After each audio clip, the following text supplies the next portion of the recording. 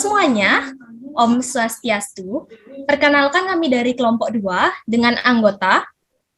Perkenalkan, nama saya Anak Agung Istri Padmi, nomor absen 1. Perkenalkan, nama saya Epitut Agus Mahardika, nomor absen 11. Perkenalkan, nama saya Komang Rahayunita, nomor absen 20. Dan perkenalkan, nama saya Loh Pancakira Prasetya, nomor absen 22. Nah, jadi di sini kami akan menjawab pertanyaan dari kelompok 4, 6, 8, dan 10. Maka dari itu, yuk simak videonya. Hai, perkenalkan, saya Gompat Mini, nomor absen 1 dari kelompok 2. Baik, terima kasih atas pertanyaan yang sudah diberikan dari perwakilan kelompok 4. Pertanyaannya adalah, pengaruh dari organisasi keagamaan di Indonesia pada masa pergerakan nasional dan apa pengaruhnya bagi Indonesia di masa sekarang. Nah, pengaruh organisasi keagamaan pada masa pergerakan nasional secara fungsi dan tujuan organisasi keagamaan pada umumnya untuk melestarikan, menafsirkan, memurnikan, dan mendakwahkan agama. Dulu, organisasi keagamaan bertujuan untuk menyebarkan agama, memperkuat persatuan dan kesatuan antar satu agama. Organisasi keagamaan dibentuk untuk yang pertama, menyebarkan agama. Yang kedua, menjaga persatuan dan memperkokoh rasa persatuan dan kesatuan antar masyarakat. Yang ketiga, organisasi keagamaan ini dapat menjadi suatu wadah bagi masyarakat untuk mencegah paham-paham radikalisme.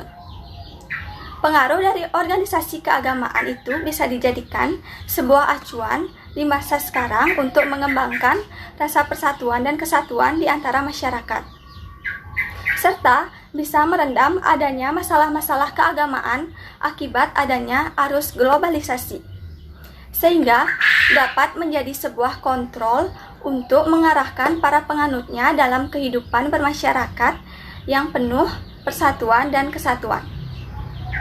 Organisasi keagamaan ini dapat menjadi suatu perantara bagi kita, baik itu di masa pergerakan nasional maupun di masa sekarang untuk mempersatukan masyarakat dan mencegah adanya hal-hal yang tidak diinginkan seperti berkembangnya paham radikalisme, paham komunisme, maupun yang lainnya.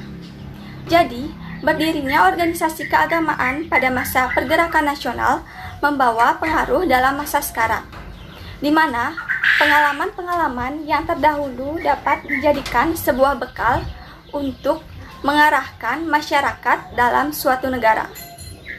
Sekian, terima kasih. Halo semuanya, jadi di sini saya Rahayu, nomor absen 20, dari kelompok 2 akan menjawab pertanyaan dari perwakilan kelompok 6 yang berbunyi, apakah yang menjadi dasar dikatakannya Sumatera Tawalib sebagai organisasi yang radikal dan apakah ada bukti-bukti yang konkret yang mendukung bila memang benar organisasi tersebut dikatakan sebagai organisasi yang radikal? Nah, Sumatera Tawalib dikatakan sebagai organisasi yang radikal karena Sumatera Tawalib secara langsung menentang paham-paham kolonialisme dan imperialisme yang terjadi pada saat itu. Pertentangan yang dilakukan terhadap penjajahan didasari oleh Islam dan rasa akan cinta tanah air. Dari tahun 1920-an, sekolah-sekolah agama di Sumatera Barat, khususnya di Padang Panjang, menjadi tempat pertautan antara agama dan politik radikal. Antara satu dan yang lain, saling memperkuat untuk menghadapi pertentangan dari para pendiri perguruan yang lebih konservatif. Hal ini terutama terjadi di Sumatera Tawalib. Singkat cerita, Sumatera Tawalib dicap sebagai organisasi yang radikal berawalan pada tahun 1923, di mana Haji Datuk Batuah yang merupakan seorang guru muda dari Sumatera Tawalib membawa paham komunis yang dipelajarinya dari seorang haji komunis yang bernama Haji Misbach di Jawa. Pada Kongres PKI, awal Maret tahun 1923, Haji Misbach menjelaskan paham komunis yang ia anut. Ide-ide dari Haji Misbach itulah yang menjadi acuan bagi Haji Datuk Batuah dalam menyebarkan paham komunis versi ia sendiri yang dinamakan paham Kuminih. Nah, paham Kuminih ini bisa dikatakan sebagai adonan dari ajaran Islam dan doktrin Marxisme. Sekembalinya Haji Datuk Batuah dari Jawa, beliau mulai menyebarkan paham komunis tersebut di kalangan para pelajar Sumatera Tawalib. Pada saat itu, rasa tidak puas dan rasa ingin bebas dari pemerintahan Belanda lah yang membuat mereka menggunakan ideologi komunis. Mengenai bagaimana historis materialisme paham komunis itu sendiri, sama sekali belum terlalu mereka pelajari. Yang terpenting ialah adanya suatu alat, yaitu komunis, yang bisa mereka gunakan untuk menentang kolonialisme dan imperialisme Barat.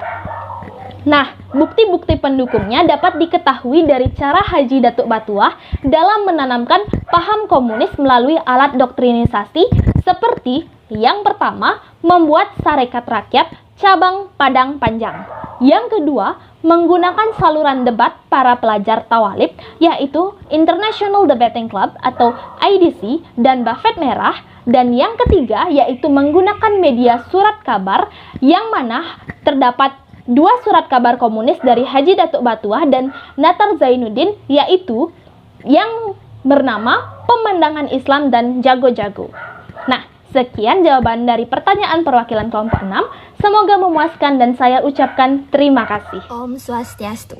Perkenalkan, saya Caca, nomor absen 22. Di sini saya akan menjawab pertanyaan pertama dari @berliana Pinkan, di mana pertanyaannya, dari video yang telah kami tonton, apakah hanya terdapat organisasi keagamaan Islam saja yang ada pada masa pergerakan nasional? Nah, untuk organisasi keagamaan, ada juga loh organisasi selain agama Islam. Namun sebelumnya, yang kita ketahui di Indonesia, mayoritas penduduknya menggeluti agama tersebut. Dan seperti yang kalian sudah lihat dalam video materi sebelumnya, kebanyakan organisasi tersebut termasuk ke dalam golongan Islam. Namun ada juga loh organisasi yang didirikan oleh agama-agama lain, salah satunya agama Kristen, yaitu Muda Kristen Jawi. Muda Kristen Jawi didirikan pada tahun 1920 oleh Suwarko, Sucipto Wirowijojo, Sarasto, dan Broto Suwigno, yang mana pendiri organisasi ini berasal dari kaum pemuda Kristiani. Adapun tujuan dari organisasi tersebut sebagai pemersatu para pemuda Jawa yang beragama Kristen. Nama organisasi kemudian berubah menjadi Perkumpulan Pemuda Kristen dan mencakup pemuda se-Indonesia.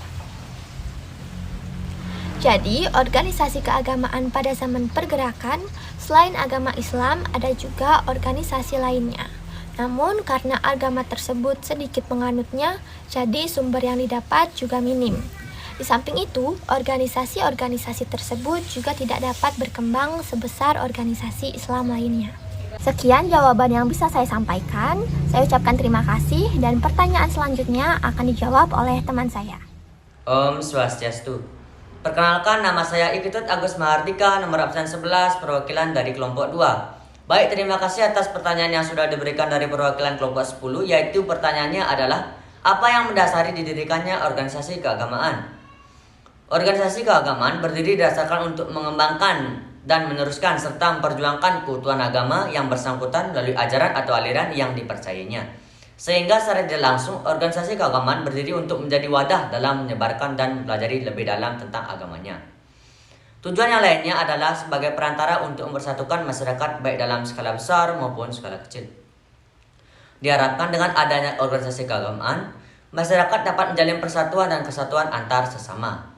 Sekian yang dapat saya sampaikan. Jika ada salah kata, saya mohon maaf. Saya ucapkan terima kasih. Sekian yang dapat kami sampaikan. Semoga memuaskan. Jika ada salah kata, kami mohon maaf. Kami ucapkan terima kasih. Salam history. Salam Salam history. history. Om Santi. Santi. Om. Slomo udah gak zaman, Marjamban cuma musiman. Jedag-jedug harus kita pertahankan. Kasih pantun dulu, nasi uduk campur saus, cakep. Jedag-jedug nih bos.